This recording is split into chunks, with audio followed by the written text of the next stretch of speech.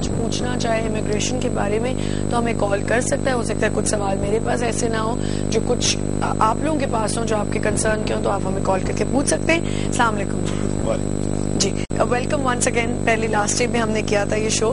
मुझे ये बताएं, सबसे पहला सवाल मेरा कि क्या प्रॉब्लम्स होती हैं इमिग्रेशन में?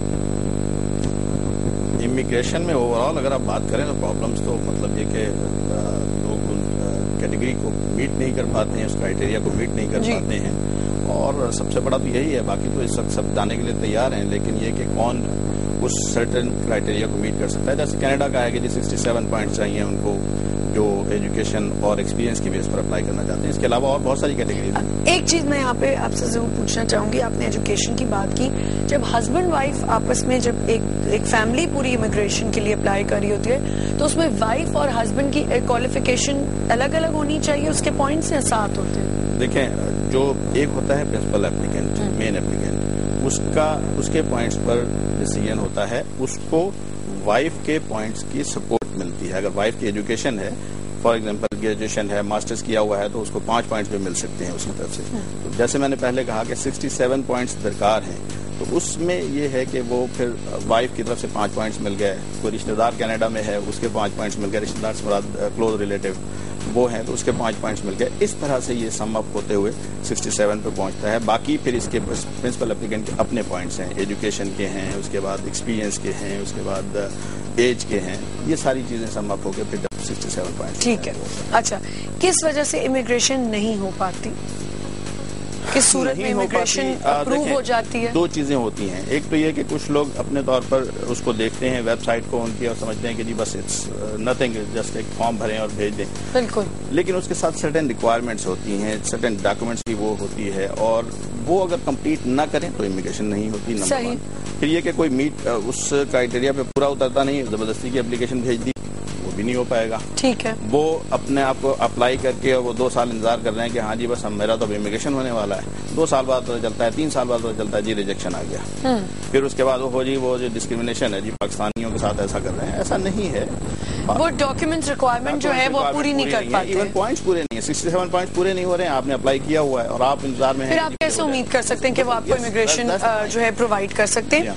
अच्छा, और किस सूरत में इमिग्रेशन अप्रूव हो जाती है? मतलब ऐसे क्या डॉक्यूमेंट्स बहुत ऑथेंटिक हों जो लगाने चाहिए? देखिए, बहुत ही स्ट्रेट फॉरवर्ड सी चीजें हैं सारी, कि एजुकेशन है, उसके अंदर उनकी रिक्वायरमेंट है, डॉक्यूमेंट चेकलिस्ट है कि ये चीजें हमें चाहिए आपकी एजुकेशन को वेरीफाई करने के लिए। एक्सपीरियंस में हमें इस तरह की चीजें चाहिए और हमें ये एक्सपीरियंस रिक्वायर्ड है। लोग एक्सपीरियंस में सिर्फ एक 4 लाइन का लेटर लगा देते हैं कि जी ये मैनेजर IT की हैसियत से यहाँ पर 5 साल से जॉब कर रहे हैं। That is not enough. आपको अपनी जॉब डिस्क्रिप्शन डिफाइन करनी है, उसके अंदर कि आप क्या एग्जैक्टली आपकी ड्यूटीज क्या हैं, वहां पर आप क्या परफॉर्म कर रहे हैं, वो अगर उनके रिक्वायरमेंट से मैच करती हैं तो तब तो ठीक है, वरना डेजिग्नेशन सेम होना तो इज नथिंग। ठीक है। एक कॉल है मेरे पास साजिद साहब, वो मैं लेना चाहूंगी। अस्सलाम वालेकुम। जी अस्सलाम वालेकुम जी। हेलो जी अस्सलाम वालेकुम। हेलो जी अस्सलाम वालेकुम।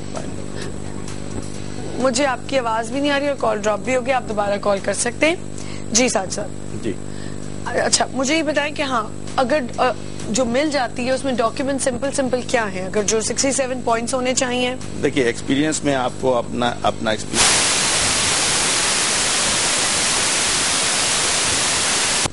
ठीक है, 1 साल की मिनिमम रिक्वायरमेंट है कि 1 साल का एक्सपीरियंस आपका उस पर्टिकुलर प्रोफेशन में होना जरूरी है। अगर वो है तो आप अप्लाई कर सकते हैं, और 4 साल पर आपको उसके मैक्सिमम पॉइंट्स होंगे। 4 साल हो या एक्सपीरियंस 10 साल का हो, उससे कोई फर्क नहीं पड़ेगा। लोग उसमें भी लगे।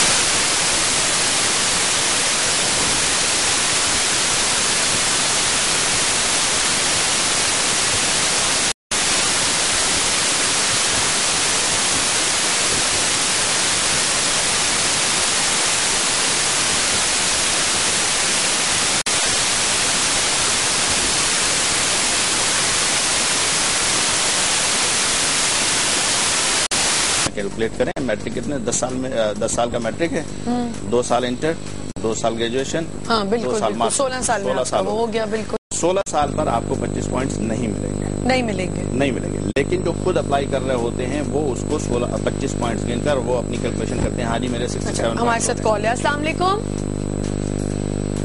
हेलो अस्सलाम वालेकुम। जी वालेकुम अस्सलाम। मोहम्मद जफर भावलपुर से बोल रहा हूँ। जी मोहम्मद जफर साहब। मैंने ये पूछना था कि मेरी साली रहती है कनाडा में जी, तो मेरे लिए वहाँ अप्लाई करने का कुछ चांसेस हैं? अच्छा, ये आप ये पूछना चाह रहे हैं कि क्या प्रोसीजर होगा, तरीकेकार क्या है अगर आपकी साली वहाँ रह रही है ऑलरेडी? हाँ जी, यही मैं तरीकेकार पूछना चाहता हूँ। ठीक है ठीक है, और कुछ पूछेंगे? कहाँ रह रही हैं? कनाडा में। कहाँ रहती हैं कनाडा में? क्या तरीकेकार भाई कहाँ रहती हैं कनाडा में? सिस्काटोन में रहते हैं। अच्छा, कौन से टाउन में? सस्काटून। अच्छा ठीक है ठीक है, आप अभी ऑनर सुन लें अपना जवाब। जी जफर साहब, अगर आपकी साली सस्काटून में है तो वो एक तो ये कि वो एलिजिबल हैं आपको स्पॉन्सर करने के लिए, वो फैमिली स्पॉन्सरशिप कहलाएगा, फैमिली SINP कहलाता है, सस्केचुअन इमिग्रेशन नॉमिनी प्रोग्राम में आपको अप्लाई करवा सकती हैं वो।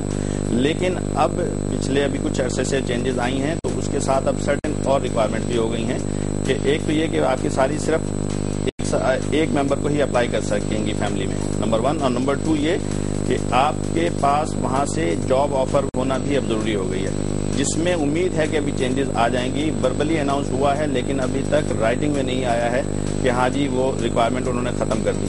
उसके बाद आपकी अपनी भी कुछ रिक्वायरमेंट हैं, आपको कम से कम 13 साल की एजुकेशन चाहिए, इसके अलावा आपको फाइनेंस की कुछ रिक्वायरमेंट है कि कुछ आपके पास फंड्स होना जरूरी हैं। इस तरह की सर्टेन रिक्वायरमेंट्स हैं जो आपके पास भी होना जरूरी है, और आपकी एज भी काउंट करेगी, 49 के अंदर होना चाहिए आपका। ये फैमिली स्पॉन्सरशिप कहलाता है। इससे पहले जो हम बात कर रहे थे 67 पॉइंट्स वगैरह, वो फेडरल का प्रोग्राम है, फेडरल गवर्नमेंट का प्रोग्राम है, वो नॉर्मल प्रोग्राम है जिसको फेडरल स्किल्ड वर्कर कहते हैं। अच्छा, मुझे ये बताएं कि इमिग्रेशन पॉलिसी क्या है? इमिग्रेशन पॉलिसी देखें, हर मुल्क का अपना एक इमिग्रेशन के बारे में अपना एक वो पॉलिसीज होती हैं। इसी तरह से कनाडा की भी पॉलिसीज हैं, जिसके अंदर इस वक्त जो है ये चल रहा है कि आपको हर साल कुछ कैटेगरीज अनाउंस करता है इमिग्रेशन मिनिस्टर, जिसमें अगर आप क्वालिफाई करते हैं, आपका एक्सपीरियंस मैच करता है, तो तब आप अप्लाई कर सकेंगे, वरना नहीं। पहले ये होता था कि तकरीबन 150 के करीब कैटेगरीज थी जिनमें आप हर कोई किसी न किसी कैटेगरी में मैच कर जाता था, but not any more.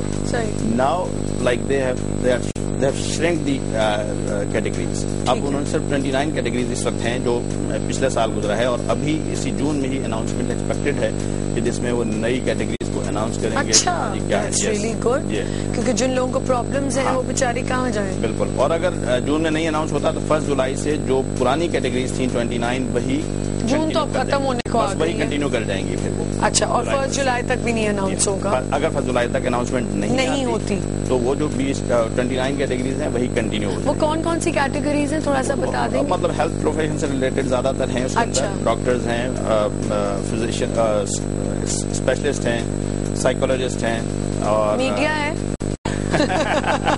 Media के लिए दूसरी कैटेगरी है जो इससे हटकर है। अच्छा, वो क्या है? बिल्कुल है, सेल्फ एम्प्लॉयड कैटेगरी कहलाती है, उसके अंदर है, यस, मीडिया से रिलेटेड हैं लोग। अच्छा, सही है। एक कॉल है हमारे साथ। अस्सलाम वालेकुम। जी वालेकुम अस्सलाम। जी, कौन बात कर रहे हैं? जी मैं शाहिद बोल रहा हूँ कराची से। जी शाहिद साहब, मुझे आपके एक्सपर्ट से पूछना है कि मेरे बेटे ने फेडरल स्किल्ड वर्कर के लिए अप्लाई किया था। हाँ, और अब वेबसाइट पर उनका स्टेटस 24 अप्रैल को इसी साल वो बता रहे हैं कि डिसीजन हैज बीन मेड और office will communicate it to you. अब ये 2 महीने हो गए हैं, हमें उस स्टेटस लेटर अभी तक डिसीजन कम्युनिकेट नहीं हुआ। नॉर्मली इतना टाइम लगता है, जबकि मेरे बेटे के एक दोस्त का रिजेक्शन आ चुका 2 वीक के अंदर। शाहिद साहब, इससे पहले आपके बेटे से कोई चीजें मांगी गई हैं या? कुछ भी नहीं मांगा गया, उनसे ये कहा गया कि डिसीजन कम्युनिकेट हो जाए। शाहिद साहब, अनफॉर्चुनेटली इसमें जो डिसीजन है वो रिजेक्शन का ही है। अगर आपसे कोई कॉरेस्पॉन्डेंस नहीं हुई है और डायरेक्ट ये आ गया है कि डिसीजन हैज बीन मेड, तो आपका रिजेक्शन है आपके बेटे का, अनफॉर्चुनेटली। और उसमें वही होगा कि कहीं ना कहीं कोई क्राइटेरिया मीट नहीं हो रहा होगा, या आपका एक्सपीरियंस मैच नहीं कर रहा होगा। कब तक कम्युनिकेट होता है? नहीं, 2 महीने नहीं लगते। 2 महीने नहीं लगते कि विद इन 3 वीक्स तकरीबन आ जाता है। आपका वो ईमेल पे जवाब आया होगा, और अगर ईमेल पे नहीं आया तो जो आपने मेलिंग एड्रेस दिया है वहां से फिर मिस हो गया है। ठीक है, शुक्रिया। तो ये क्यों ऐसा नहीं हो सकता कि ये खुद ही ऑनलाइन जाके चेक कर लें, या कोई ऐसा? सिर्फ आप ये चेक कर सकते हैं कि डिसीजन उस वक्त इसमें क्या है, इन प्रोसेस है या डिसीजन हो चुका है। ये चीजें मोटी मोटी पता चल सकती हैं, लेकिन ये नहीं पता चलेगा कि एग्जैक्टली डिसीजन क्या है। ठीक है, हम पॉलिसी के ऊपर बात करते हैं। और आपने कहा कैटेगरीज हैं। अब मैं पूछना चाहूंगी आपसे इन्वेस्टमेंट कैटेगरी क्या है, लेकिन उससे पहले हमें एक छोटा सा ब्रेक लेना होगा क्योंकि फिर ये बात कट जाएगी। तो हम कंटिन्यू उसी को करेंगे जब हम आएंगे तो इस सवाल पे बात करेंगे कि इन्वेस्टमेंट कैटेगरी क्या है। आज हम बात करें कनेडियन कंसल्टेंट से, सर्टिफाइड कनेडियन इमिग्रेशन कंसल्टेंट है हमारे साथ साजिद उस्मानी साहब। अभी तक हमें 2 कॉल्स आई हैं। आई एम श्योर के लोगों को बड़ी टेंशन होती है इमिग्रेशन की, तो हमें कॉल कर सकते हैं, ये चांस अवेल कर सकते हैं। So stay with us.